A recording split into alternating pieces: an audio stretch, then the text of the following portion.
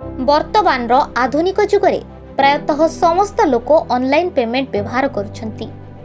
यदि आपण भी ऑनलाइन पेमेंट करुछंती तेबे एबेठारु सतर्क होई जांतु, नचेत आगो देबाको पड़ी पारे बड़ रकम जोरिमाना।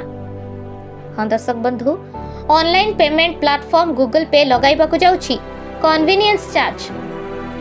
तेबे आसंतु जानिबा कोन रहिछि एही कन्वीनियंस चार्ज आ केउठी लागिबो एही चार्ज। तेबे वर्तमान समस्ते डिजिटल पेमेंट प्लेटफॉर्म माध्यम रे जनक ठारू अन्य जनक पैसा पठाइबा सहित अन्यान्य पेमेंट मध्य गूगल पे माध्यम रे करूछंती, जेपरिक मोबाइल रिचार्ज, पानी बिल, इलेक्ट्रिक बिल पेमेंट करिबारे मध्य एही एप्लिकेशन रो व्यवहार करा जाउछि। किंतु वर्तमान पर्यंत एही सब सुविधा रे गूगल पे को कौनसी शुल्क देबाकू पड़ु नथिला।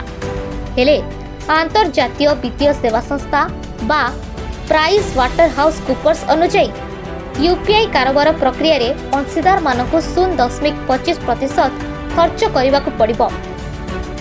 एबे देखा जाउछि जे एही खर्च गुडी को पूरण करिबा पई फिनटेक कंपनी गुडी को नूतन मॉडल ग्रहण करूछंती। वर्तमान एही खर्च को वहन करिबा पई गूगल पे आगको सब रिचार्ज रे 0.5% रु 1% मध्य शुल्क आदाय करि पारे, जहाँकि वर्तमान पर्यंत संपूर्ण निःशुल्क रहिछि।